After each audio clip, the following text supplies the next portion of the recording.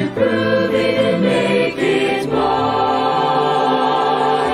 The Bible stands, though the hills may tumble. The Bible stands, though the earth may shatter and crumble. I will plant my feet on its sure foundation. Though all around is sinking sand, the Bible stands. The Bible stands, though the hills may tumble. The Bible stands, though the earth may shatter and crumble. I will plant my feet on its sure foundation. Though all around is sinking sand, the Bible stands. The Bible stands, though it's sinking sand. I will plant my feet upon the rock. The Bible stands.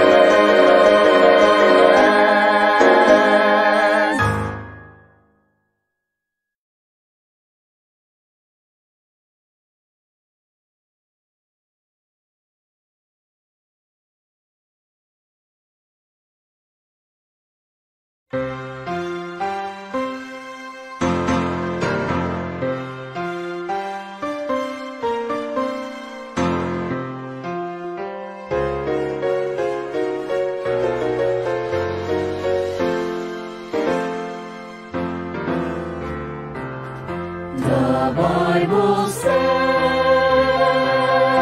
though the hills may tumble. The Bible stands, though the earth may shatter and crumble. I will plant my feet on its sure foundation. Though all around is sinking sand, the Bible stands.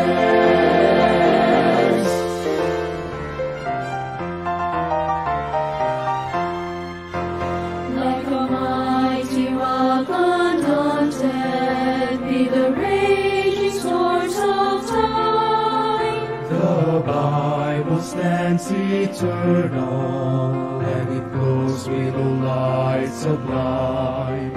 Like a mountain high it towers, far above the works of men. It has never been refuted, forever it shall stand. The Bible stands, though the hills may tumble. The Bible stands, though the earth may shatter and crumble. I will plant my feet on its sure foundation. Though all around is sinking sand, the Bible stands.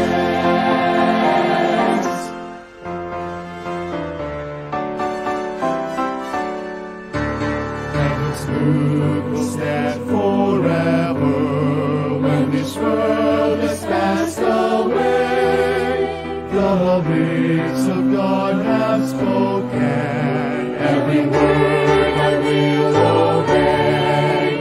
It will stand its chest we give it, for its author is divine. God will give me strength to live it, and to prove it and make it mine. The Bible stands, though the hills may tumble.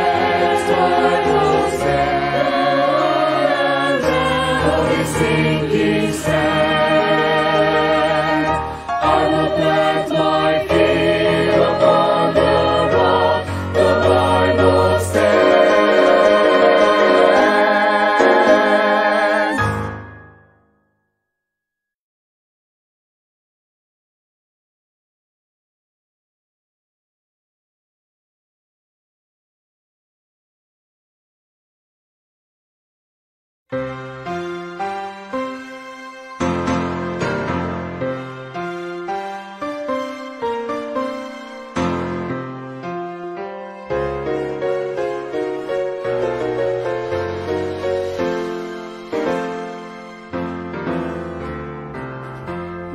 Bible says,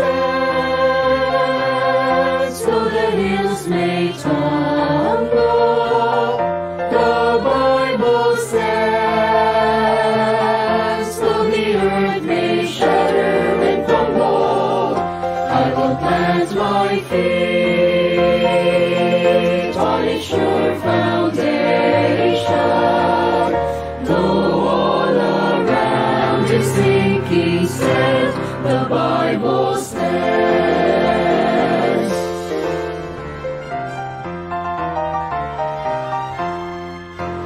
Like a mighty rock undaunted be the raging storms of time. The Bible stands eternal, and it glows with the light sublime. Like a mountain high it towers, far above the works of man. It has never been refuted, forever it shall stand. The Bible says, though the hills may tumble, the Bible says, though the earth may shudder and crumble, I will plant my feet on its sure foundation, though all around is sinking sand, the Bible stands.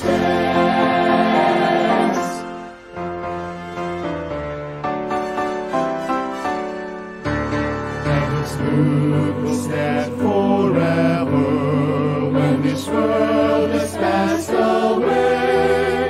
The lips of God have spoken, every word I will obey.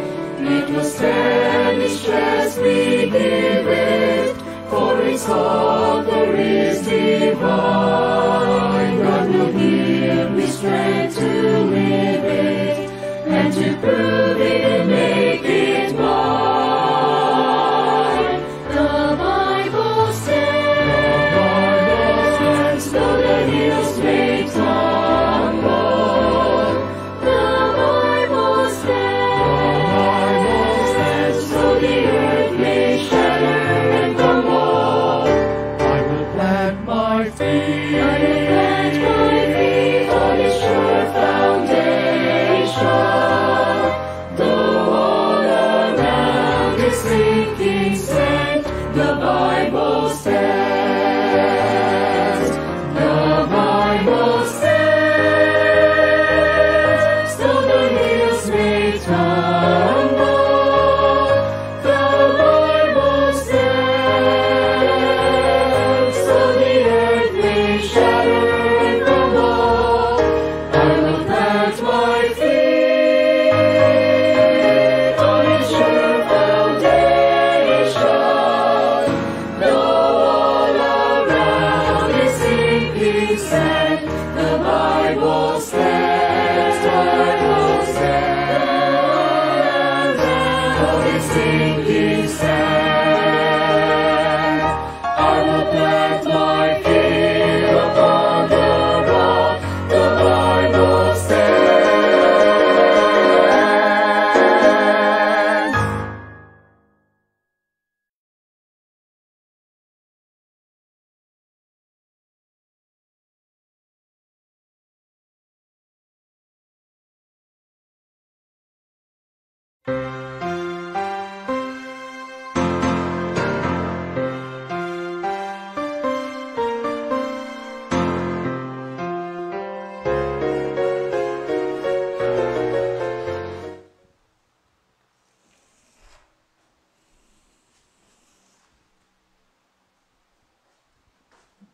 Ganda yung sa sa Lawag.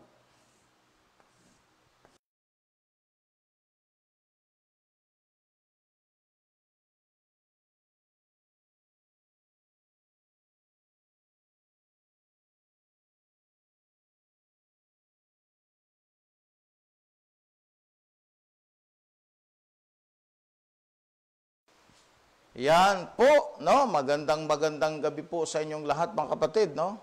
Kami po ay nag-uusap dito patungkol po sa issue po na ngayon po ay umiiral, ha?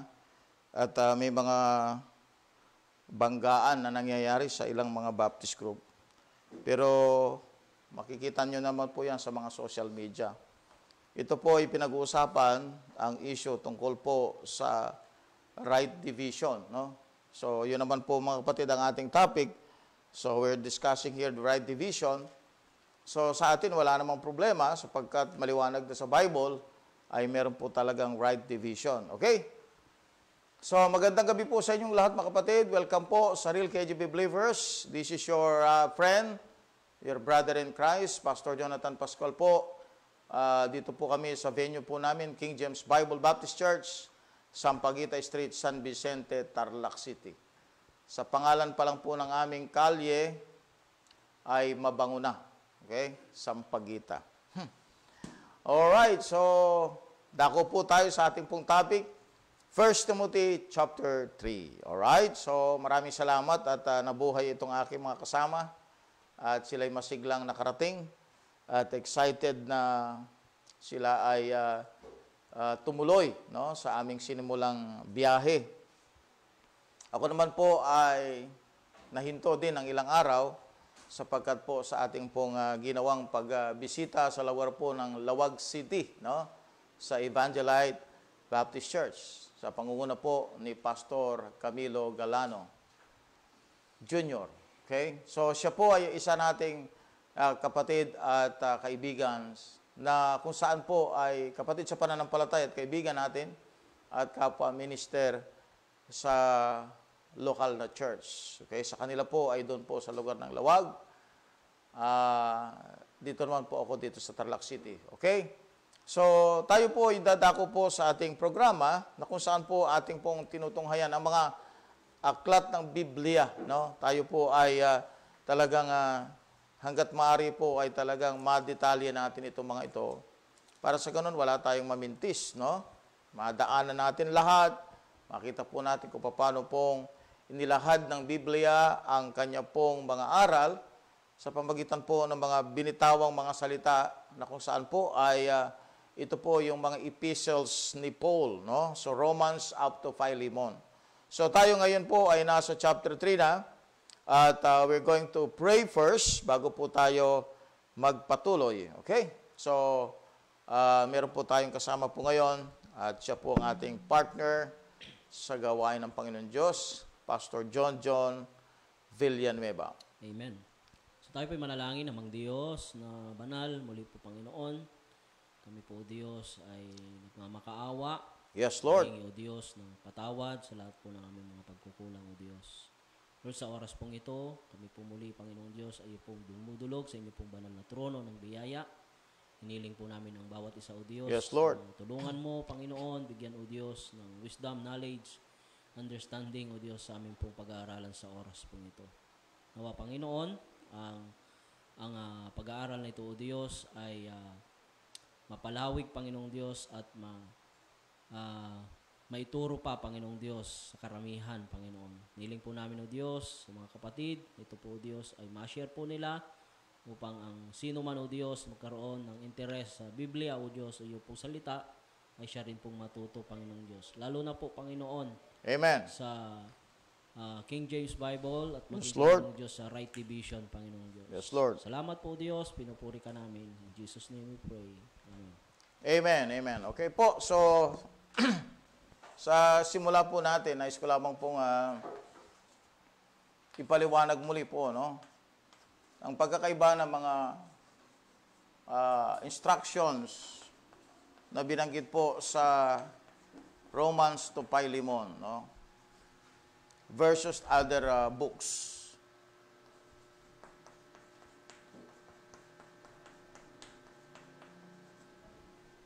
Ang Romans to Philemon ay more focused, no? Sa doctrines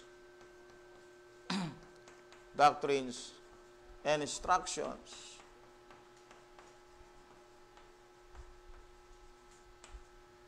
for the believers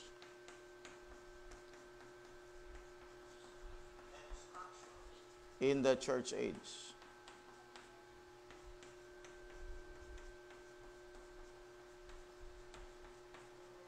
All right? So the Bible was written, okay, for every one of us. Pero meron talagang mga verses na talagang it was written to us. Okay? There are verses in the Bible or books in the Bible that are written to us. Okay? So may mga verses sa Bible at may mga aklat sa Bible na isinulat para po tayo matuto mula po sa kanilang mga naging karanasan, buhay at mga aral at maging po sa ilan sa mga doctrines na kung saan po ay applicable sa kanila, just like sa Israel, at mga Bible prophecy na applicable sa future, just like in tribulation period and the millennium and eternity. Pero meron talagang instructions na talagang definitely naka-direct sa atin bilang mga mananampalataya.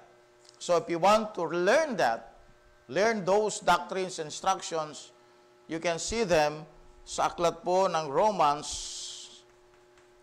up to Philemon, no? Okay. So para bang ang sinasabi ko po dito, it is safe to learn, okay, the doctrines and instructions for us Christians in these books. All right? Because some of the books are transitional books. Transitional books, just like the book of Hebrew, Matthew, and the book of Acts.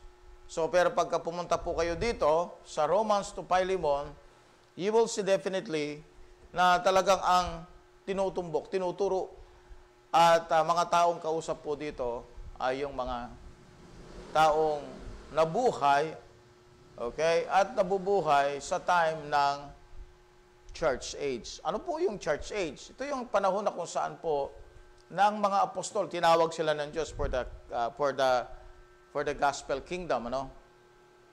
Yung gospel kingdom kasi, pinreach po yon, no, nung si Kristo po ay nasa lupa for His public ministry, na siya po yung Messiah ng Israel. Alright? So, sila yung witness ni Kristo bilang Messiah ng Israel.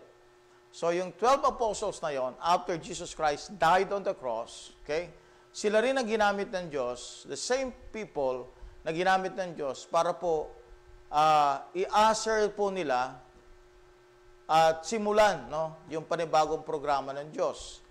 At tumawag ang Panginoon ng isang apostol, no, maliban sa 12, na talagang siya po ay naging apostol para sa mga hentil. And yan po walang iba kundi si Pablo. So ito pong 12 ito ay nanatili po silang apostol para sa mga circumcised. But the preaching in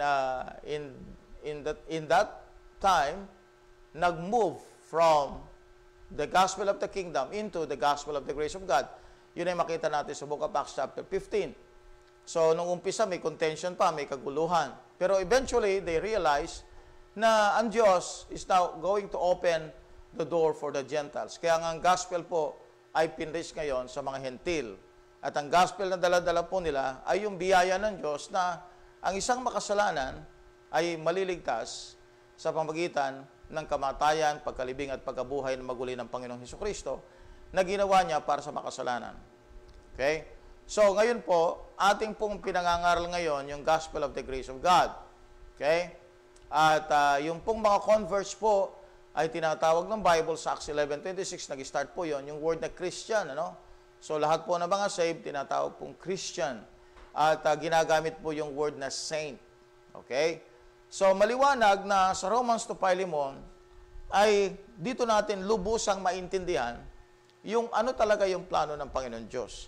So, natapik na po natin yung Romans, actually hanggang Philemon. So, meron po tayong mga ilang natitirang mga aklat na lang, no? I think it is 1 Corinthians, and then the other one is 2 Corinthians. We have also here the epistles of Paul para sa mga pastor, 1 Timothy, 2 Timothy, and Titus. So, pag na-cover natin yan, yung 1 Corinthians, 2 Corinthians, at yung 1 Timothy hanggang Titus, na-cover natin yung entire New Testament. books. Okay? Now, so we are now in chapter 3 of 1 Timothy, na kung saan po ang 1 Timothy is part of these books. Okay? Part of these books.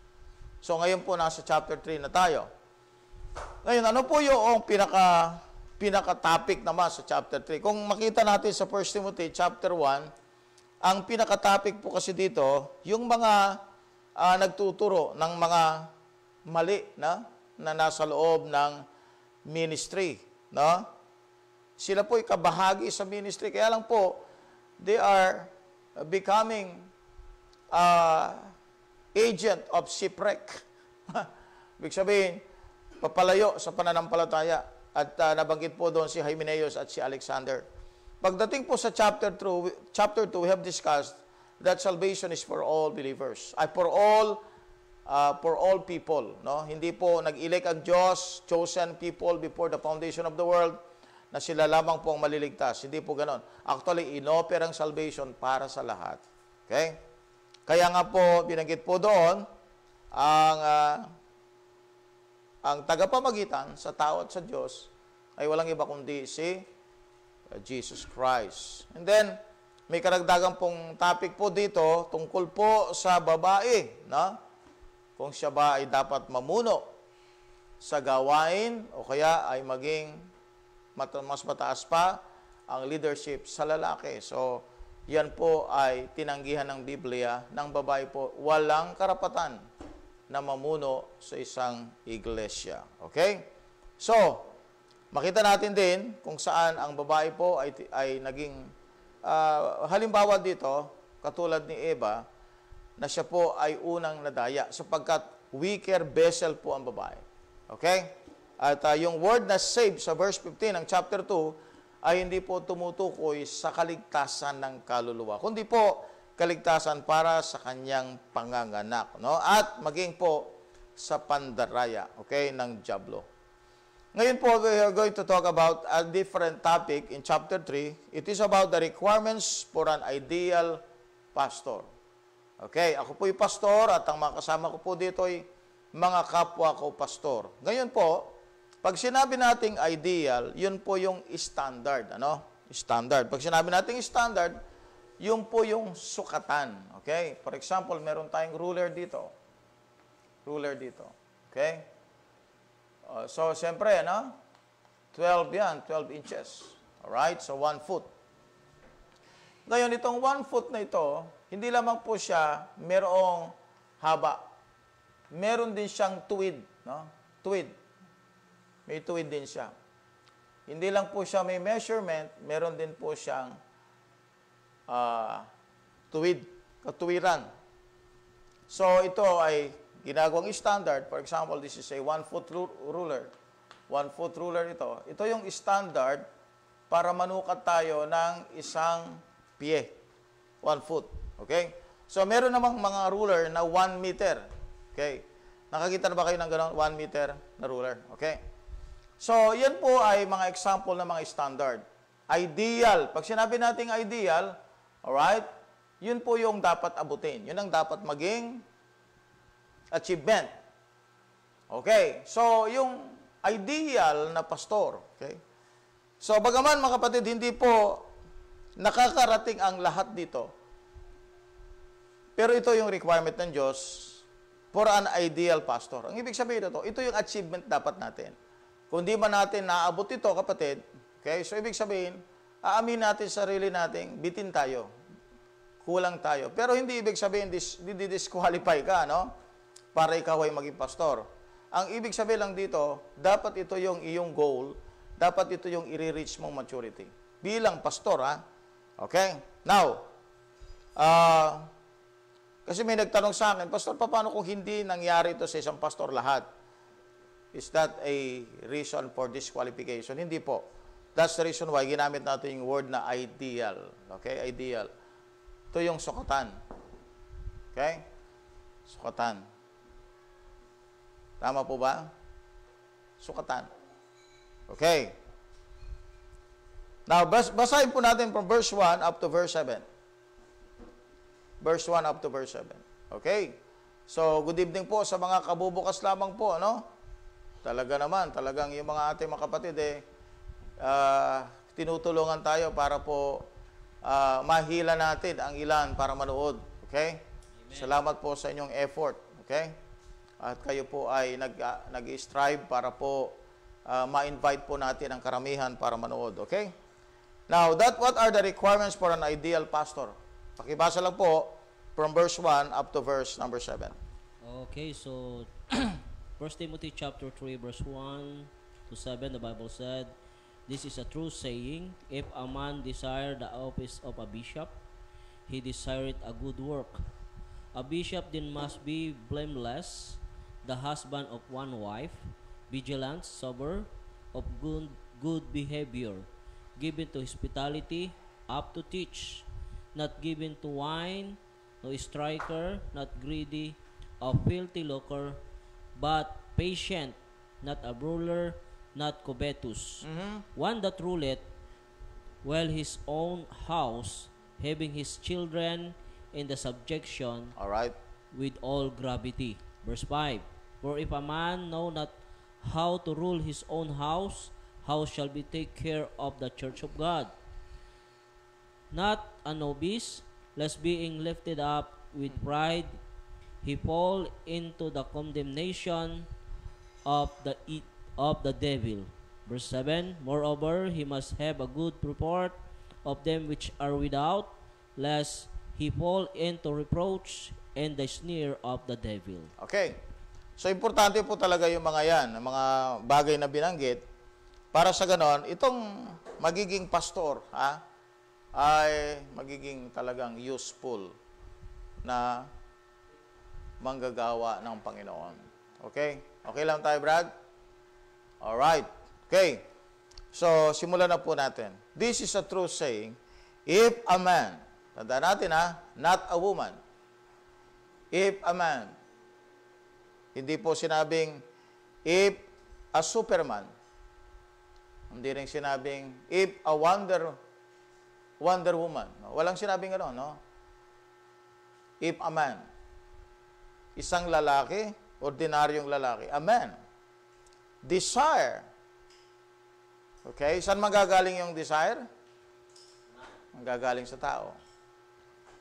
If a man desire the office of a bishop. Tanda natin po ito, office ito, no? So, pag sinabi nating office, this is an ordained office. Ordained office po ito. Sa Bible po, may mga ordinances. Isa sa ordinance na ito ay yung pastor, the office of the pastor, the office of the deacon. Okay? So, yun po yung position, no, na ibinigay para po sa mga lingkod ng Panginoon Diyos. Now, let's see in Philippians chapter 1 verse 1, Brad, para meron lang tayong titingnan dito. As a cross-reference, dito po sa verses 1 to 13.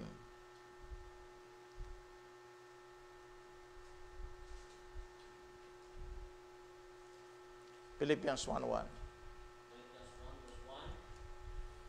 The Bible said, "Paul and Timotheus, the servant of Jesus Christ, to all that saith in Christ Jesus, saints of in Christ Jesus, which are Philippi with the bishops and deacons." Yan, tingnan nyo po, no? Office po yan. Ibig sabihin talagang sa isang local church ay meron pong itatalaga na bishop. Okay? Okay, so papaliwanag natin kung ano yung bishop. With the bishops and deacons. So, dalawang office po ang nakalagay sa Bible. Bishops and deacons. Alright. Ano bang ibig sabihin ng bishops or bishop, no? So, the word bishop means overseer. Okay, pag sinabi nating bishop, tinawag kang bishop. Bishop. Okay? Anong ibig sabihin nun? Hindi kayong parabang big boss na parabang mataas ka sa lahat ng pastor. Pag tinawag kang bishop, okay? Hindi ibig sabihin ikaw yung pinakamatanda na kung saan ay nagtuturo ka ng mga pulis, mga general na pulis, okay? Okay, ikaw yung pinaka-head sa lahat ng mga churches na itinayo mo, Tawag sa'yo bishop. Ang bishop po ay simple lang, no? Okay? Hindi ka rin yung pari ng Roman Catholic Church. Ang bishop po, simple lang. Ibig sabihin po ng bishop ay overseer. Yan. Yan lang. Ganyan lang kasimple yan. Bishop. Overseer. Tingnan po natin sa Acts chapter 20, verse 28.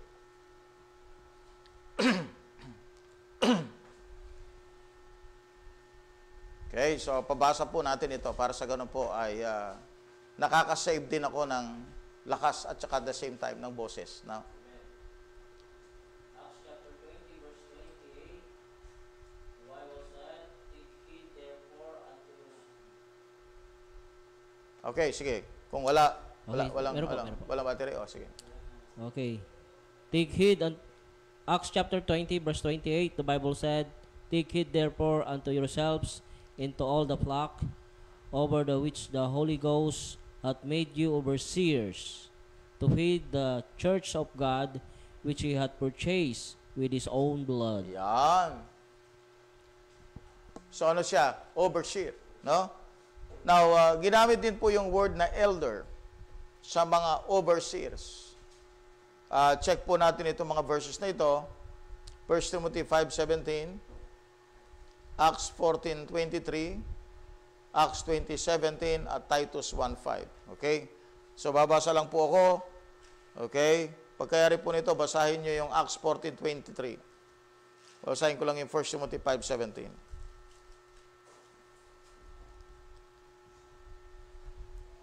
Let the elders that rule well be counted worthy of double honor, especially they that labor in the word and doctrine.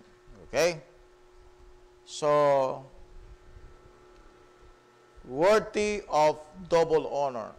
So, that is about, no, teaching the Bible. Elder, no? Acts 14:23, Brad. Acts chapter 14, verse 23, the Bible said, "And when they had ordained an elder in every church, and had prayed with fasting, they commended them to the Lord, on whom they believed." Alright, so isa sa meaning nito ay elder, no? Ang elder, ibig sabihin siya yung pinaka-head, no? Head siya. You go to Acts 20:17. Acts 20:17.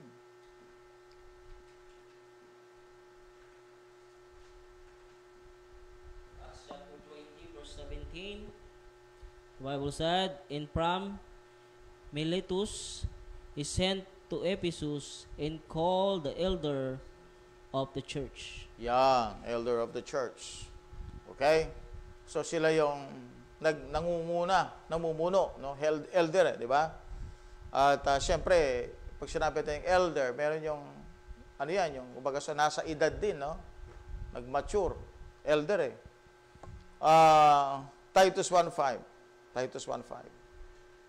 Kaya maintindihan natin si Pablo, sinabi niya, not a novice, no? Hindi yung bago lang, kaya nga tinawag niyang elder. Kasi nga, hindi mo naman pwedeng tatawaging elder ang isang tao, na kahit matanda na siya, kung siya naman ay novice. Okay, so yung elder na yan, yan yung mga taong nag-mature. Okay, nag-mature sa pananampalataya. Okay, so Titus 1:5.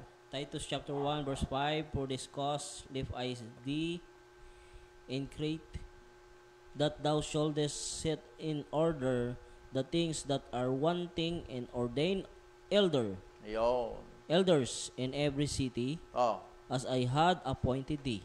So, tandaan natin yung word na ordained, Ordained. Hindi lang sila basta elder, kundi sila ay what? Ordained. No? Kaya yung word na ordained, ibig sabihin, kaya nga meron tayong sinasabi kanina na office. Because they were what? Ordained. So, yung mga ordained elder na ito, na overseer ng isang local church, ay tinatawag siyang bishop. Okay. Now, so actually, hindi lang po ito limited sa bishop, no? May tinatawag din word na pastor, no, sa Bible. So, ang mga Baptist, mas nila, yung pastor. Mas gusto nilang yung term na ito, nag-a-appear. Pagka pinag-usapan natin yung mga elder o yung leader ng isang church, tatawagin nating pastor. Bakit po? Sapagat ang pastor po ay nangangahulugang ano siya? Shepherd. Okay? So, hindi lamang po siya overseer, hindi lamang po siya elder ordained sa office, kundi po siya isang pastor na nangangalaga ng flock. Okay? Importante yun. Kaya nga po, pastor di ba? At yun ay binanggit sa Ephesians 4, verse number 11, that the Lord gave some apostles, prophets, evangelists, pastors, and teachers. Alright, let's see the Bible, 1 Peter 2:25. 1 Peter 2:25. Tignan natin po yung pagpapastor natin, no? Tayo kasi po'y pastor, ako po'y pastor, no? Itong mga kasama ko po'y pastor. So, ano ba yung pagiging pastor, no? Ang pagiging pastor ay shepherd. 1 Peter 2:25. 1 Peter chapter 2 verse 25, For you were as a sheep going astray, but are now returned unto the shepherd and bishop of your souls. Yan, shepherd and bishop. Sino yung shepherd and bishop? Capital S yan, Capital B. Yun ay walang iba kundi ang ating Panginoon, no? So, wala na pong tataas sa bishop kasi ang pinaka-title ni Kristo ay bishop na. Kapag tinasan mo pa yan, archbishop, lumampas ka na kay Kristo. O ginawa mo ng cardinal o pope, no? Lumampas ka na doon sa title ni Christ na bishop. Let's check the Bible, 1 Peter chapter 5. Very special ang mga pastor sa Panginoon. Very special po yung mga elders sa harap ng Panginoon Diyos. 1 Peter chapter 5, verses 1 to 4. 1 Peter chapter 5 verse 1 to 4, The elder which are among you, I exhort, who am also an elder, Yon. and witness of the suffering of Christ, and also a partaker of the glory that shall be revealed. Ayan. Sino daw yung elder dyan? Si Peter, no? So, kausap niya dyan ay yung mga elders din, no? Verse Sige, 2, verse. Feed the flock of God which is among you, taking the oversight thereof, not by constraint, but willingly, not for filthy lucre, but of a ready mind. Yon. Verse 4, Neither as being lords over God's heritage, Yon. but being in sample of the flock, to the flock. Verse 4, And when the chief shepherd Yon. shall appear, he shall receive a crown of glory, that fadeth not away. Ayan, no? So, binabagit po dito, maliwanag, bilang shepherd. Okay? He's going to feed the flock. So, sino yung magpipid ng flock? Yung shepherd, no? Na tinatawag siyang elder. Na sa ibang terminology, ginagamit po yung word na bishop, nang ibig sabihin po yung overseer. Kaya kung pagsasama-samahin nyo, yung pinaka-leader ng isang local church, yung pinaka-spiritual leader ng local church, ang trabaho po niya, magpakain sa flock. At yung flock na yun, walang iba kundi yung mga saved Christians. Yun po yung flock niya, no? Kaya nga hindi mo pwedeng tawagin ng isang pastor na wala siyang flock. Kasi ang pinaka-main job ng pastor, shepherd, at overseer is to feed the flock of God. Actually po, siya po ay i-reward ng Panginoon. Paano siya i-reward ng Diyos? Being what? Being a good shepherd. Being a good shepherd. Kaya sabi niya sa verse 2, Feed the flock of God which is among you, taking the oversight thereof, not by constraint, but willingly, not for filthy lucre. It's about money, but of a ready mind. Ayun, no? Anong reward tatanggapin ng isang good leader, good pastor, good bishop, good elder, good overseer? Anong tatanggapin niya? Verse 4, And when the chief shepherd shall appear, he shall receive a crown of glory, that fadeth not away.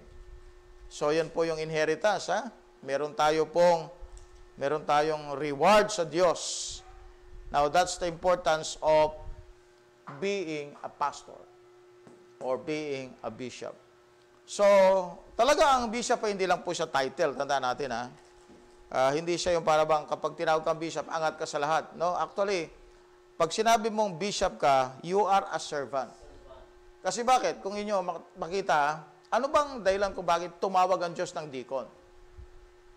Pagdating mo sa Acts chapter 6, makita mo yung deacon, sila yung magsaserve sa tao. Tinawag si Pablo na servant ng Diyos. Apostol siya, at ang lahat ng lingkod ng Panginoon Diyos, tinawag po silang servant.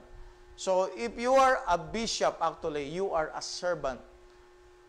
Servant of God and serving the people. Yun ang trabaho mo, kapatid. Amen?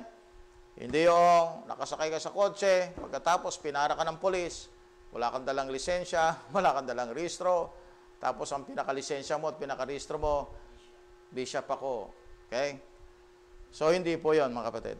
Alright? So, that's not an immunity also na ikaw ay hindi pwedeng batasin at hindi ka dadaan sa utos at batas ng Diyos.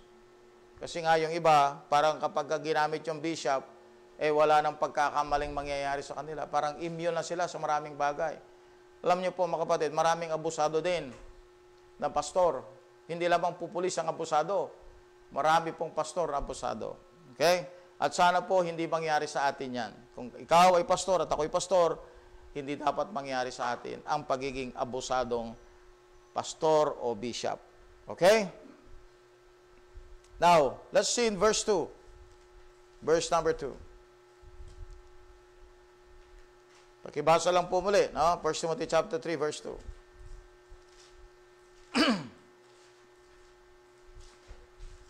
1 Timothy chapter 3, verse 2. 1 Timothy chapter 3, verse 2. A bishop then must be blameless, the husband of one wife. Vigilant, Sober, of good behavior, given to hospitality, up to teach. ayan, okay. Medyo lumalalim na yung pag-uusapan natin. Kasi nga, ang pinag-uusapan na dito, husband of one wife. So, itong bishop na ito daw, dapat maging ano siya? Husband of one wife. So, maliwanag yan ng pastor, kapatid, ay husband, hindi po wife. Okay? Nakakita na ba kayo ng pastor na wife?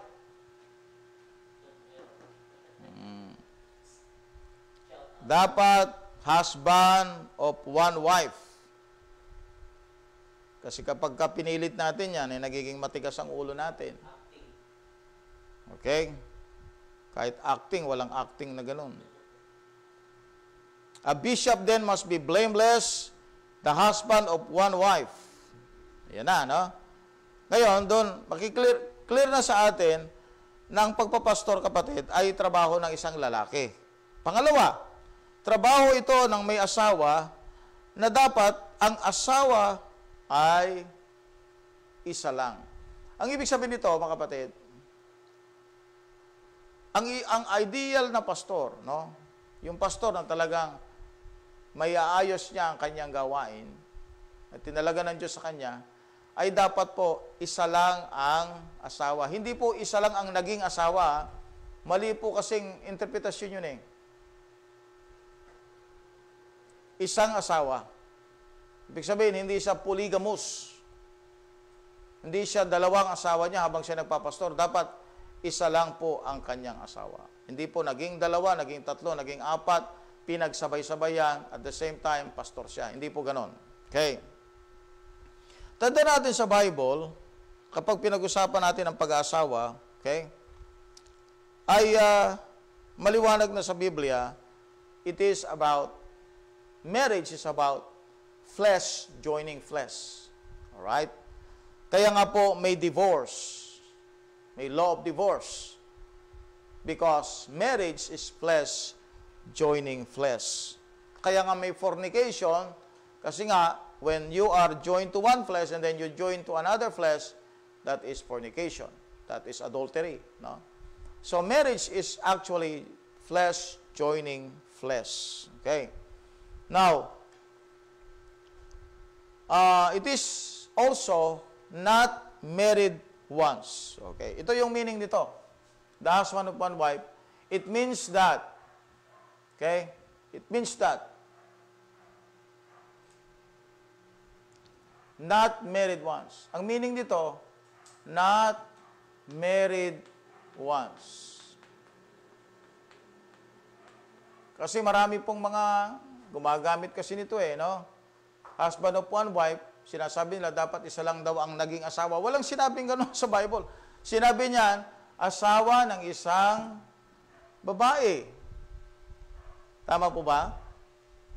So it is not married once. Wala pong gano'n. Okay?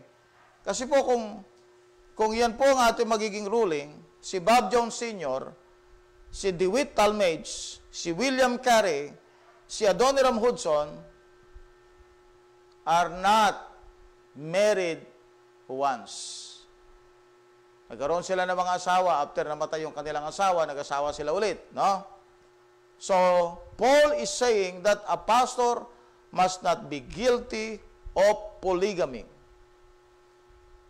Now, remember this, that marriage in the Scripture is flesh joining flesh. Alright? So, kaya nga po, may ruling sa Bible sa Romans chapter 7, kung babasahin po natin ito, na kapag kang isang tao, may asawa siya, namatay yung kanyang asawa, siya ngayon ay malaya, no, na mag-asawa uli, no? That's the ruling in the Bible.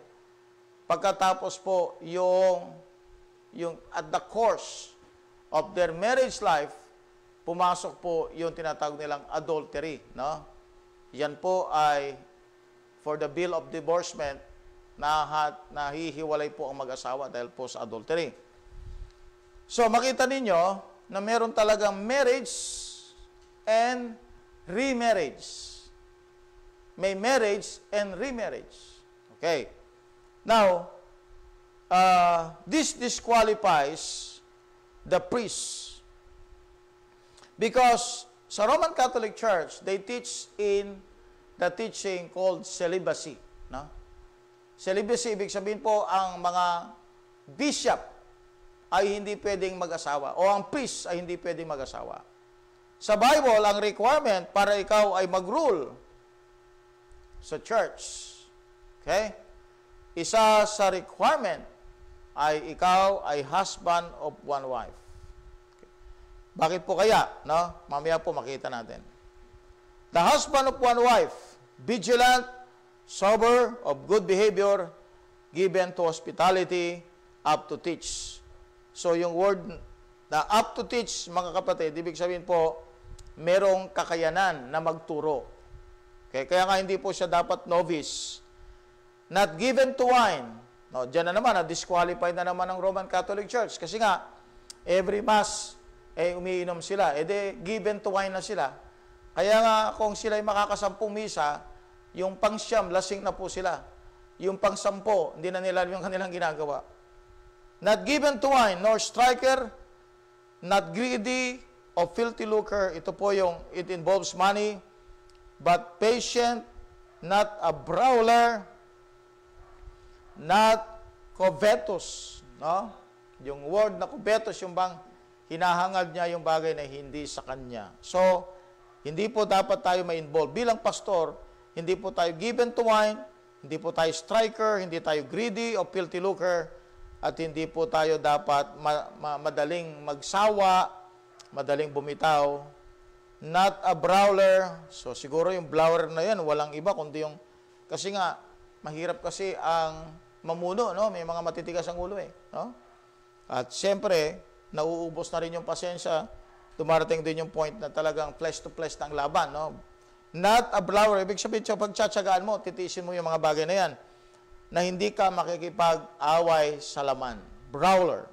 Not a brawler, not covetous. One that ruleth well his own house. Ayun. Kaya kung mapapansin ninyo, ang requirement po ay husband of one wife, sapagat siya po ay ruler ng kanyang house. Yung house po dyan ay family. Hindi po yung bahay, na physical. Yan po ay family. Alright. So, there is divorce, remarriage, okay? And as well as, kung ang inyong makikita, at having his children in subjection with all gravity. Na yan ay kapag ka nasa loob pa ng tahanan. Tandaan natin kapag lumabas na yan at nag-asawa na, may sarili ng pamilya, hindi na natin yan control. Okay? Hanggat yan po ay nasa subjection, nasa ilalim ng ating tahanan, yan po'y dapat subjection ang kanilang ginagawa. Ibig sabihin, they have to obey the parents. Siyempre, pag nagkaroon ng legal age na yan, they are going to marry, they have their own family, lalabas na yan ang iyong tahanan. Kaya nga sinasabi the Bible dito, ruleth his own house. Okay, nasa loob ng kanyang pamumuno, pangangalaga, nasa loob ng kanyang tahanan. Kaya kapag lumabas na yan, o ayaw niyang magpa ilalim sa'yo, then kick out mo. Okay? But bilang pastor, you're going to rule well your own house. Importante yan. Amen? As I've told you, di ba? Standard ito. Ideal pastor ito. Ideal pastor, ibig sabihin, kapag ikaw ay magpapastor, o ikaw ay nagpapastor ngayon, you have to achieve those things. No? Pagsikapan mong yun ang marating mo. Na dumating yung point na yung mga anak ay sila po ay susunod sa iyo with all gravity. Now, may reason. May sense po yan. May logic po yan, mga kapatid. No? Ang logic dyan ay makita nyo po sa verse 5. For if a man know not how to rule his own house, yung family niya, how shall he take care of the church of God? Yung church of God, that's the body of Christ. No? Now, that's also the local church na kanya pong pinamumunuan. Now, so, the pastor and deacon are ordained position. Ordained position yan. Kaya nga, napakaselan niya. Because, sabi nga ng Bible, not a novice, lest being lifted up with pride, he fall into the condemnation of the devil. Pwede pala na yung posisyon na yan, maging dahilan para ikaw ay makuha ng dyablo. Kaya nga, hindi ka pwedeng maging novice. Pag sinabi nating novice, hindi ka nagsisimula. Hindi ka apprentice. Hindi ka lang bagong tagasunod. Talagang dumaan ka sa mga bagay na kung saan will enable you to lead the flock. Ito po sabi ng Bible sa 1 Timothy 1:12. 1 Timothy 1:12. Sabi po niya, and I thank God Christ Jesus our Lord, who hath enabled me, or that He counted me faithful, putting me into the ministry. So may proseso, no? May preparation, may process. Kaya nga po, hindi po pwedeng novice. Huwag tayo magmadali na mag-install. Huwag tayo magmadali na maglagay. Kasi baka dumating ang panahon, kapatid, yung inilagay natin, nakuha siya ng dyablo na nagamit ng kaaway. Hanggang sa dumating ang panahon, kapatid, na pinagsisisihan niya ang kanyang ginawa. Not a novice, lest being lifted up with pride, he fall into the condemnation of the devil. Moreover, he must have a good report of them which are without. Yung without po, yung labas. Okay? Ibig sabihin, meron siyang good report sa labas. Unsaved people. Lest he fall into reproach and the snare of the devil. So, tandaan natin kapag hindi natin binigyan ng halaga, no, ito mga requirement na ito, saan daw babagsak ang isang pastor? Saan daw babagsak ang isang pastor? Babagsak ka siya sa reproach at sa snare ng dyablo. So, isa-isahin natin, Anong sinabi ng Bible dito po sa mga requirement? Husband of one wife, vigilant, sober, good behavior, given to hospitality, up to teach, not given to wine, no striker, not greedy of filthy lucre, but patient, not a brawler, not covetous, one that ruleth well his own house, having his children in subjection with all gravity. For if a man know not how to rule his own house, how shall he take care of the church of God? Not a novice, lest being lifted up with pride and fall into condemnation of the devil. Moreover, he must have a good report. Ito po yung huli of them which are without, lest he fall into reproach and the snare of the devil. Sana po hindi natin bigyan ng maliit na halaga yan, no? Hindi po yung, wag tayong gumamit ng, pastor na ito, no? Si pastor, okay? So, ang pastor po ay hindi lamang po siya title. Isa siyang office. Office na humahawak ng mga sagradong bagay. Office na humahawak ng mga masiselang bagay, no? Kaya nga po, meron po siyang karakter. Mababalyo niyo po ang isang pastor kapag po ang karakter na ito ay nasa kanya. Amen? Okay? Now, minsan nagtanong sa akin, Pastor, paano yung mga pastor na nahulog sa kasalanan? Diba? Pwede pa ba silang maging pastor? Tandaan natin, marriage is not just a ceremony. Okay? Hindi po dahil sa nagkaroon ka lang ng isang ceremony, isa lang kasi ang naging asawa ko, yung pala, isa lang ang pinalista. No? Yung pala, marami rin palang mga sideline. Hindi po yung isang kasalan lang ang ibig sabihin niyan, kapatid, ha? Marriage is flesh joining flesh. Kapag ikaw ay nagpo-fornicate, kapag ikaw ay adulterous, pastor, then therefore, you are not going to be a good leader. Tama po ba? Amen po ba tayo? Amen?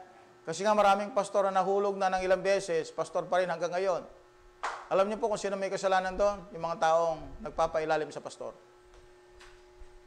Okay. Kasi nga, sila na mismo ang siyang nangalaga sa kasalanan. Inalagaan. Gusto nila kasi yung pastor nila na manatili. Kaya kahit na gumagawa ng mga mali, hinahayaan na lang.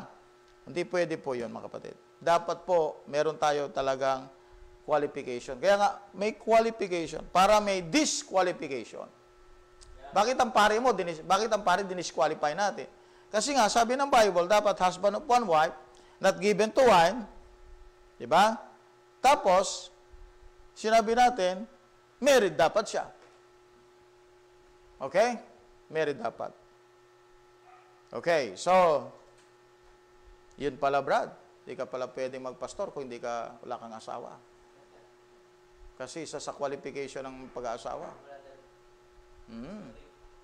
So, si brother ni ngayon, dahil binata po siya nagsimula, kanyang kino-complete yung requirement. Okay? Hindi pa naman siya disqualified kasi nga, bata pa naman siya, ibig sabihin, he is going to complete the requirement. Nasa completion siya ng requirement.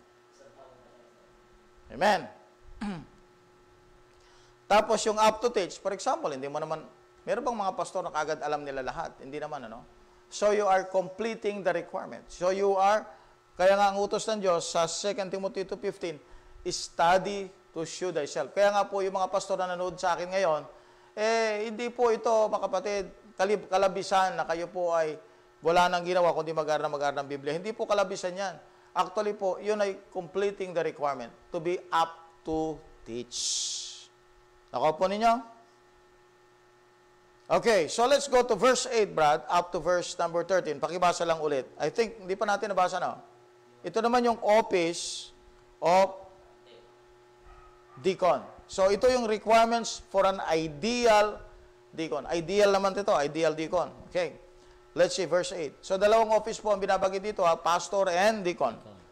Sige na. 1 Timothy chapter 8 to 13, the Bible said, likewise must the deacon be grave, not double-tongued, not given too much wine, not greedy of filthy lucre, holding the mystery of the faith in the pure conscience, and let this also first be proved, then let them use the office of the deacon.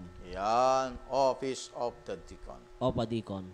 Being found blameless, even so much their wives, be grave, not slanderers, sober, faithful in all things. Let the deacons be the husband of one wife, ruling their children and their own houses well. For they that have used the office of the deacon will purchase to themselves a good degree and great boldness in the faith which is in Christ Jesus. Degree pala yan, ha? Di ba may mga degree? Right? College degree. So, degree. Ibig sabihin, level yan, no? Degree, no? Kasi pag sinabi natin ilang degrees na, pagka mataas na, ibig sabihin, mataas na yung level. So, degree. Now, ulitin po natin, Ang pinag-uusapan po natin kanina ay pastor. Ngayon naman po, switch tayo doon sa isang office. Ang tawag po dito ay deacons. Okay? Ang deacons, kung babalik po tayo sa Bible, sa Acts chapter 2 verse 41 at saka Acts 6:5, ay meron pong 7 deacons for 3,000 members. Sa book of Acts chapter 6, Acts chapter 2. Isipin mo, 7 deacons lang po sila sa 3,000 members. Ibig sabihin, hindi nangangailangan ng maraming deacon sa loob ng church. Kailangan lamang po ng mga ilan. Kasi nga, ang purpose ng deacon is to support the pastors. Kasi nga po, ang pastor will be given to word and prayer. No? Binabanggit sa Acts chapter 6 yun. So, pagka-pastor po sa church age, ang pastor po, kanyang main task, the main task of the pastor, ay, number 1, prayer. Tapos, number 2, the Word of God. So, ito po yung main task. So, para magawa ng pastor o leader ng church, ang prayer at a word, ay kailangan pong may gagawa ng mga bagay na yung magmamanage sa bagay na yung mga physical needs. No? Marami po kasi mga physical needs sa loob ng church eh. Lalo na kung maraming mahihirap sa loob ng church. So marami kang tutulungan. Andiyan magpapatulong sila sa iyo sa pangangailangan nila sa pagkain, sa kanilang karamdaman, sa mga may edad. So kapag yan ay trabaho pa ng pastor, mauubos po ang oras niya, mapopokus po ang bagay sa bagay na physical, material needs. Hindi po may hatid po yung spiritual need na para sa mga tao. Kaya nga po, antabay po ang deacon. Pero kahit po siya kaantabay lang ng pastor, kung inyong makikita, ang qualification niya ay mataas din. Mataas din, no? Sabi niya, likewise must the deacons be grave. Ibig sabihin, serious. Not double-tongued. Hindi ka madaldal. Hindi ka machismoso. Not given too much wine. Katulad po ng pastor. Not greedy of filthy lucre. Katulad po din ng pastor. Holding the mystery of the faith in a pure conscience. So, yung mystery of the faith na binabanggit po dito ay the body of truth taught by the apostles. Mentioned in Titus 1:4, Jude verse 3, Luke chapter 1 verse 1, 2 Timothy chapter 3 verse number 8. So yung mystery of the faith na binabanggit po dito, ayun pong mga salita, no? Yung aral, body of truth, taught by the apostles. Okay, the mystery of the faith. Kaya nga makita ninyo, pinag-aral sa RLKJB, pinag-aral natin mga 7 of 7s. Diba? We have 7 mysteries, 7 baptisms, 7 resurrections, 7 gospels. Alright? Yung mga 7 na yan. At yung mga 7 na nakalagay po doon po sa mga Jew. They have the 7 Sabbaths. They have the Pentecost, yung mga 7 of 7s. So, we have these teachings at itong body of truth na ito yung pangangalagaan ng mga deacon. Isipin mo yan, brada. Ang deacon din pala, dapat aral. Hindi ka lang kukuha ng deacon dahil sa mayaman siya at may sasakyan at meron siyang support na may bibigay sa church. Hindi pa pala yun, brad, ang requirement, mga sister. Hindi po yan ang requirement ng isang deacon. Ang requirement ng isang deacon ay ano? Yun po, maganda po ang kanyang karakter. Lalo na sa pananalapi. At hindi rin po siya dapat novice na katulad po ng binanggit po sa verse 6. Kasi nga, dapat alam niya yung mystery of the faith. Alam niya yung truth. Alam niya yung katotohanan. Okay? And let this also first be proved. Then let them use the office of a deacon being found what? Blameless. No. Kaya nga, bakit po ganon? Bakit ganon kabigat yung qualification? Because both the pastor and the deacon holds the same importance. Ano yon? Yung mga bagay na eternal. Significant po ang posisyon bilang pastor and deacon. Kasi ngayon, pagka sinabing deacon, board of deacons, di ba? Ang nangyayari po sa ibang mga churches, itong board of deacons na ito nagkakaisa para patalsikin yung pastor. Kaya hindi na po sila board of deacons. They became board of demons. Okay? Let this also first be proved, then let them use the office of a deacon, being found blameless. Sabi nga nila, yung word na deacon is the one who deck. Yung deck po, yung serbadora sa restaurant, para bang stewardess sa aeroplano. Pag lalaki naman, steward, no? Katulong, alalay, no? Chimoy, parang gano'n, no? Pero siyempre, hindi lang natin sinasabing chimoy sila, kundi sapagkat, kasi meron silang dapat karakter eh. Meron silang spiritual na ginagawa. Even so must their wives be grave. Alright? Not slanderers. Pati asawa, sinama dito. Kanina yung pastor, kapatid, hindi binanggit yung asawa. Dito sa deacon, binanggit yung asawa. Even so must their wives be grave, not slanderers. Alam natin yan, di ba? Backbiters. Yung mga gumagawa ng kwento. Okay? Hindi po sila yung binabanggit nating word na marites. Okay? Hindi po sila nagmamarites. Slanderers, sober, faithful in all things. Babae po babae binabanggit po dyan, asawa ng deacon. So, wala pong diakonesa. Asawa ng deacon meron. Let the deacons be the husbands of one wife, ruling their children and their own houses well. So, yun po ibinanggit natin kanina, mula po doon sa verse 4, kung bakit po, sa verse 5, kung bakit po ang isang pastor ay dapat po meron po siyang asawa, sapagkat po yun ang isang qualification na titignan ng Diyos kung siya po ay may kakayanang mag-rule ng kanyang pamilya, then kaya din niya mag-rule ng church. Married. Let the deacons be husbands of one wife, ruling their children and their own houses well.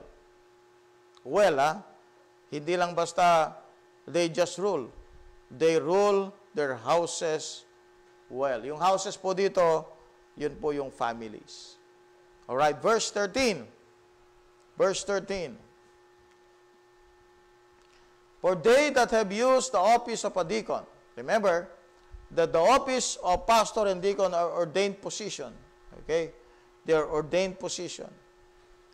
They have used the office of a deacon, will purchase to themselves a good decree and great boldness in the faith which is in Christ Jesus. Themselves a good degree. Ibig sabihin po, kahit po hindi sila bishop, nagkaroon sila ng isang position na talagang parang kagalang-galang at masasabi nating napaka-significant na posisyon. A good degree. Parang yung isang pastor, kapag po siya ay naghangad na magpastor, sabi ng Bible, if a man desire the office of a bishop, he desireth a good work. Dito naman, pag deacon ka, at ginawa mo po yung nararapat, they that have used the office of the deacons will purchase to themselves a good degree. Meron silang degree, meron silang level na naabot.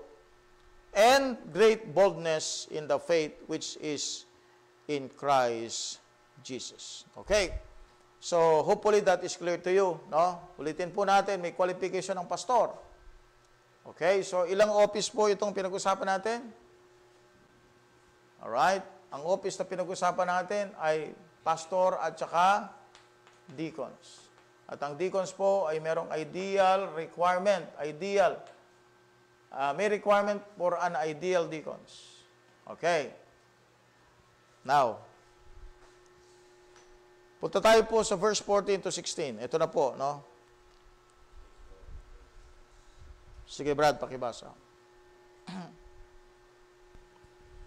Okay, 1 Timothy chapter 3, verse 14 to 16. The Bible said, These things write unto you, these things write unto you thee, hoping to come unto thee shortly.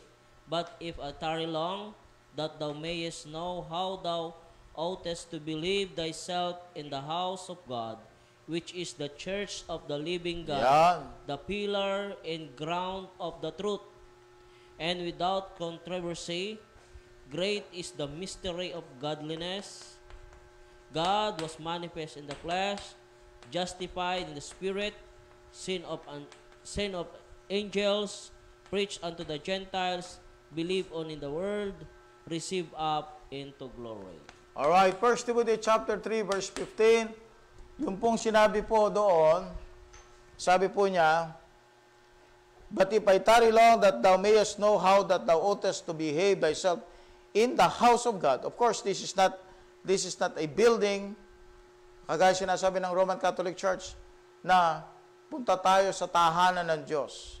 Tandaan natin, ang building po ay hindi po tahanan ng Diyos, ha? Kasi nga, mali po yon. Pag sinabi nilang, punta tayo sa tahanan ng Diyos. This is the house, the church is not the house of God. The house of God actually is what? The body of Christ. That's the house of God.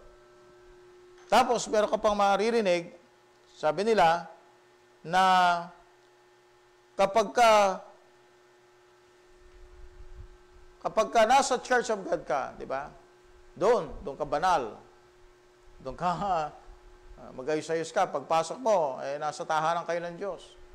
Wala pong ganun, kapatid, ha? Ang building na ating pong pinagpagagaderan ay isang lugar upang sa ganun po tayo makapagsamba sa Diyos. Pero, yung building po, mga kapatid, hindi naman yun yung banal na lugar. Okay? Masyado lang nire-revert, masyado lang ginagalang masyado yung lugar. Pero sa totoo, ang kagalang-galang, walang iba kundi ang Diyos na sinasamba at ang Biblia ang binabasa at ang buhay na bago. Yun ang kagalang-galang. Yun ang banal. Amen? Ang buhay banal. Salita ng Diyos, banal. Ang Diyos, banal. Okay. These things write I unto you, thee, hoping to come unto thee shortly. But I tarry long, that thou mayest know how to oughtest to behave thyself in the house of God, which is the church of the living God. Okay?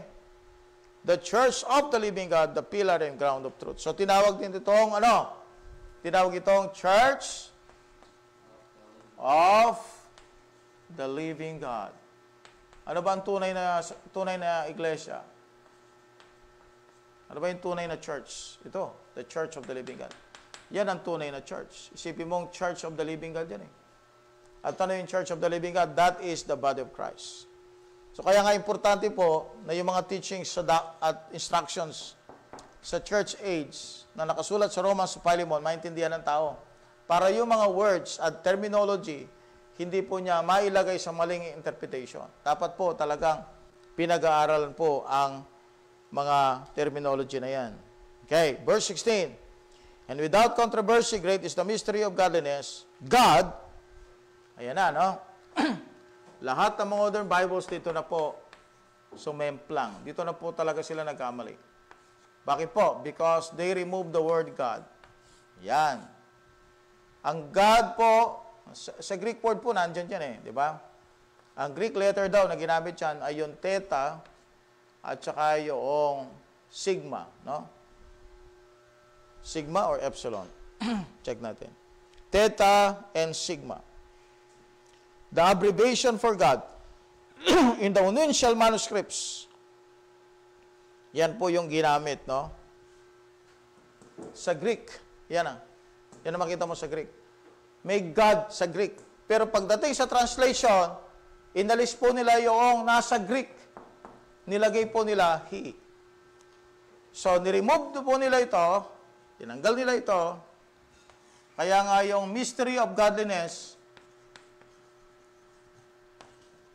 hindi matuturo ng mga pastor yan. Paano nila matuturo yung mystery of godliness? Tinanggal nila yung God. O nung tinranslate nila, ginawa nilang he. Eh, sino yung he na yun? Nagkaroon ka ng pronoun, nasan yung noun? So, anyway, he sila, pero where is the noun?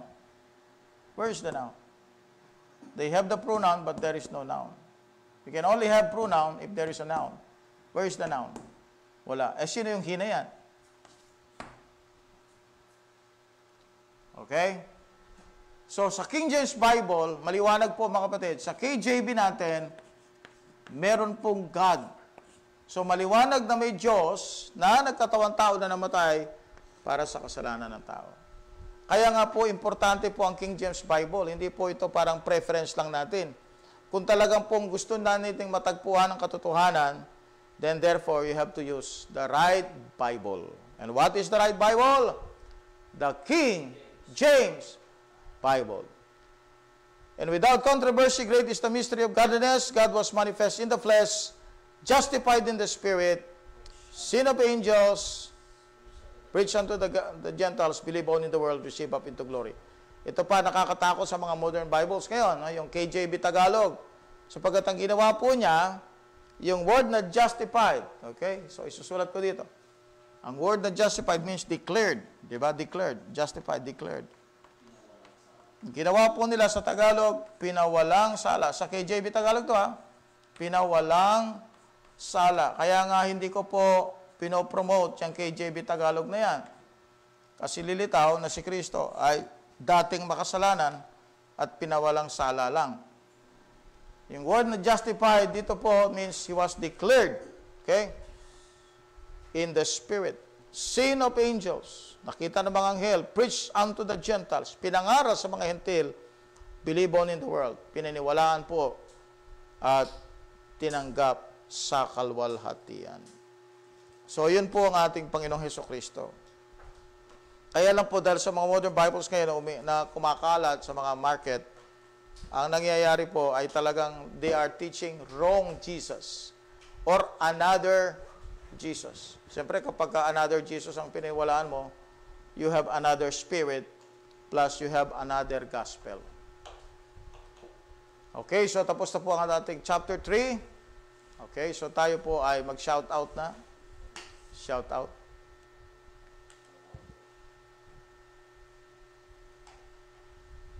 Shout out po tayo.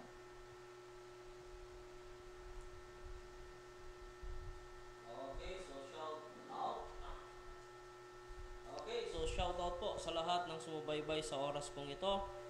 Shout out to JD Siminiano Velasco. Amen. At Sister Loche Beronio. Amen. Kayla Kapinpin Ibero.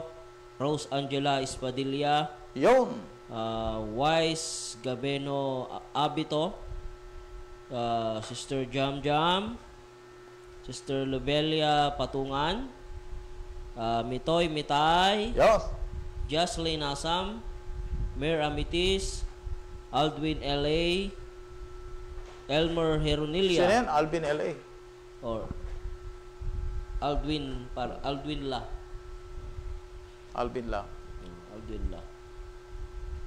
So, Elmer Heronilia. Yun. Amen. Sa Nueva Vizcaya po.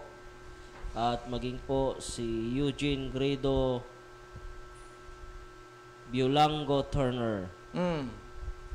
Amen. At maging po si John Kenneth, si Tynes Ace, Giston Ace Jamito, si CL, Mercitorio Menchierde, Myra Lynn, Myra Bite, at Sister Jennifer Salibad, Okay. JMD Joy Del Pilar, at maging po si Jonah May Castaños Soleta. Yeah.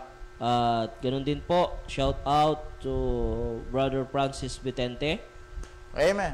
Amen. So, mayroon pong ano to mayroong gumagamit sa pangalan niya. No. So, wag daw po nating i-accept. Ito lang po yung original. Yan, si Brother Francis Vicente.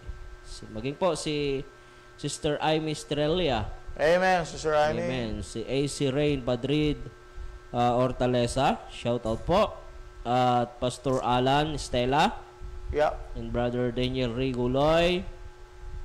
Si Ruth Ru. Si Brother Jordan Tabugol. Yan. Si Jesus Saves. May hindi na. Si Henry Siran. Geoffrey Lamasan. Mario Agtoto. Marie the Beloved. At si Manny Mararang. Amen. At ganoon din po si Dolor Alieto, Chel Rosido, Dars Castro. Amen. Yon po. So, sa lahat po ng nasa comment section, shout out po sa inyo pong lahat. Okay. Amen. Praise the Lord. So, yon.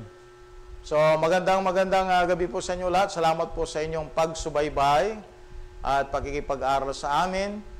At nawa po ay itong aming ginagawa ay nakakatulong po sa inyo ng malaki at nakakapag-encourage sa inyo para po kayo po ay magpatuloy hanggang sa pagbabalik ng ating Panginoon. Sinong present? Okay. Alright, so thank you so much, no? Malaking po salamat sa lahat nagsi-share, no? Kasi nakikita ko na pagkatapos ng ating video ay may mga taong nanonood pa after this. Tapos sinishare pa. So talaga nakakataba ng puso at nakaka-encourage. Okay? So malaking effort po ito, mga kapatid, no? I tell you, it takes a lot of effort to do this. Hindi labang po parang nagkukwento, nagsasalita. Kasi kapag ka nagsalita ka dito, naka-video ito, gagamitin ito ng mga opposition laban sa akin o laban sa Real KJB. Kaya talagang pinag-aaral natin lubos. Talagang sinusuri natin na maayos. Okay? At of course, no? Salamat po sa mga tumutulong sa atin. Kahit papano po ay nagbibigay po ng antabay sa atin po sa programang ito para sa ganun ay magpatuloy po ito. Okay? Manalangin. May tanong? Sige po, kung may question. Alvin L.A. Baka po pwede yung pasadaan Romans 10:10. Romans 10:10. Si Kwan yan. So, taga saan ba siya?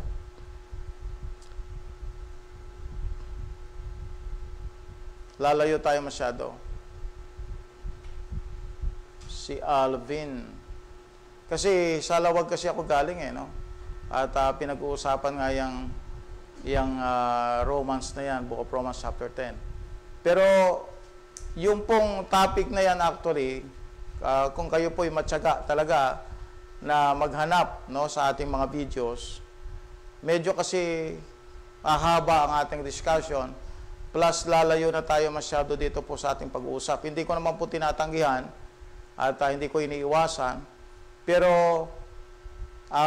yan po ay tinapik ko na ilang beses. No? Napit po ninyo yung Romans chapter 10, verse 10 to 13. Makita po ninyo. Doon po sa isang video tungkol sa sinner's prayer, diniscuss ko po. Tungkol po sa Romans chapter 10, diniscuss ko din yan. At the whole book of Romans ay aking pong tinapik din. No? Hindi ko iniiwasan na sagutin, pero it will really, it will really open up more discussions. Kaya nga po, gumawa na nga ako ng video para dyan, para sa ganun po ay pag-aralan. Okay? Para malaman nyo kung ano yung stand ko doon. Alright? Okay? So, Send mo lang sa comment section ko yung Romans. yeah.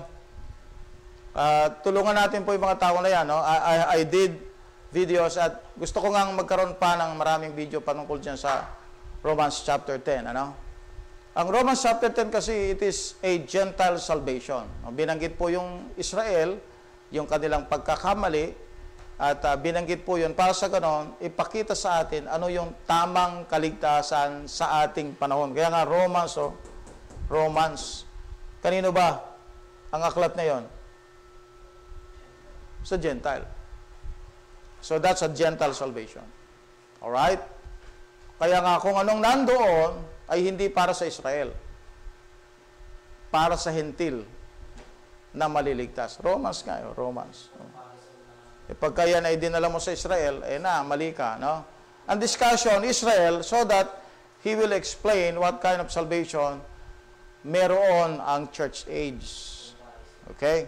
Kinumpir, ginamit ang Israel as an example na sila, bagaman sila ay zealous of good works, kaya lang, wala sa knowledge, according sa knowledge ng Diyos at sa righteousness ng Diyos. They are establishing their own righteousness. Yun po yung error ng Israel. Kaya nga, sinabi doon kung paano yung isang Kristiyano o isang taong unsaved will be saved, no? Binanggit doon, no? Kaya nga, ang truth doon sa chapter 10 ng Romans is that yung actually yung gospel nakapaloob doon eh. Yung gospel of the death, burial, resurrection of Christ, nakapaloob doon.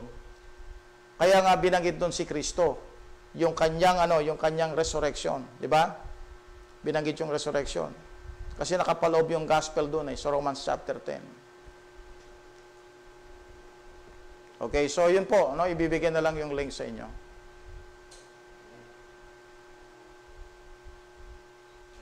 Okay, sige po, manalangin po tayo. Okay, so yun po. Bago po tayo manalangin, pakisama daw po sa prayer si Yesha Rain Dihita, member po ng Bible Believers Baptist Mission sa lugar po ng Bataan. Amen, siya po ay comatose. Wow. Po, dahil po di po niya alam na may dengue po pala siya. So, nalaman na lang po nung comatose na po siya, tinakbo sa ospital at wala na pong malay. So, pagsama po sa prayer, pangalan po niya Yesha Rain Dihita po. So tayo po'y manalangin. Dakilang Diyos, marami pong salamat, Panginoon, sa pagkakataong ito, O Diyos, na isa na naman pong chapter, O Diyos, na natapos, Panginoon. Salamat po Yes, sa Lord. lakas na binibigay niyo po sa bawat isa po sa amin. At maging po ang katalinuhan na patuloy niyo pong iginagawad sa bawat isa po sa amin, O Diyos. Lalo na po, Panginoon, ang aming pong tagapagturo, Pastor Jonathan, O Diyos. Salamat po sa kanya pong buhay, Panginoon. Dalangin po namin, O Diyos, patuloy niyo po bigyan ng lakas, O Diyos, ang kanya pong kalusugan ay maging maayos pa, Panginoon. At nawa po, O Diyos, marami pa pong mga videos, marami po pong mga topic, Panginoong Diyos, ang maituro po sa pamamagitan po ng programang ito, O Diyos. Salamat po, Panginoon, sa lahat po, O Diyos, na sumusubaybay at maging, Panginoong Diyos, sa mga kapatid, O Diyos, na nagtatanong, Panginoon, hinihiling po namin, O Diyos, bigyan niyo sila ng understanding, pangunawa, O Diyos, upang lubusang maunawaan, Panginoon, ang mga bagay, O Diyos, na kung saan sila po, O Diyos, ay gusto pong matuto, Panginoon. Hinihiling po namin, O Diyos, sa patuloy po, sa pagpapatuloy, Panginoon, sa darating na panahon. Hinihiling po namin, O Diyos, ikaw ang siyang patuloy na maglagay sa amin sa programang ito, upang mapakinggan po muli at mapanood, Panginoong Diyos, ang Real KJB Believers, Panginoong Diyos. Salamat po, Panginoon, at lahat ng ito, Diyos, ay amin pong binabalik ng papurit pasasalamat sa dakilang pangalan ng aming Panginoong Jesucristo. Amen. Amen, amen. Praise the Lord. Marami pong salamat pong muli. To God be the glory. Okay, please like, share, and follow our Facebook page at ganoon po sa ating YouTube channel. Paki-subscribe na po kung hindi pa po tayo nakapag-subscribe, nang sa gayon tayo po ay updated sa lahat ng mga latest videos. Okay, once again, good morning, good afternoon, and good evening. Real KJB Believers now signing off.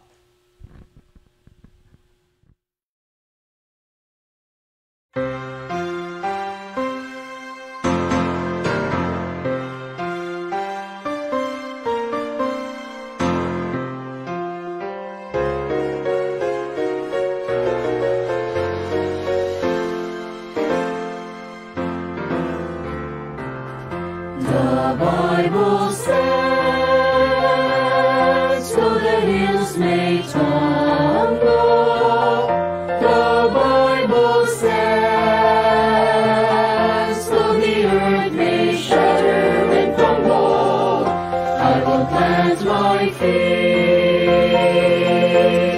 its sure foundation. Though all around is sinking sand, the Bible stands.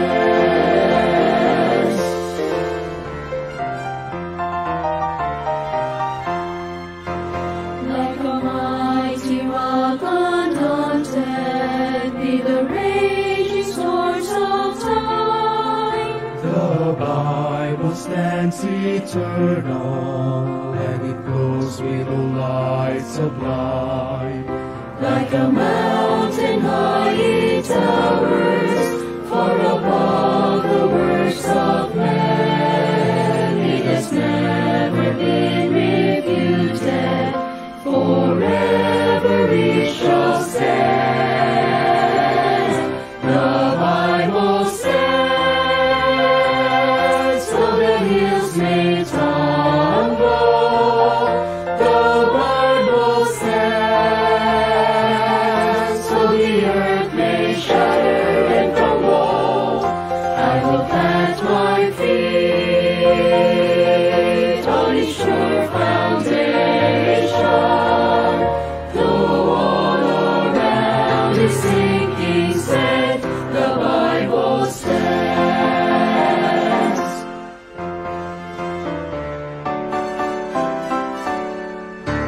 Heaven's word will stand forever when this world has passed away.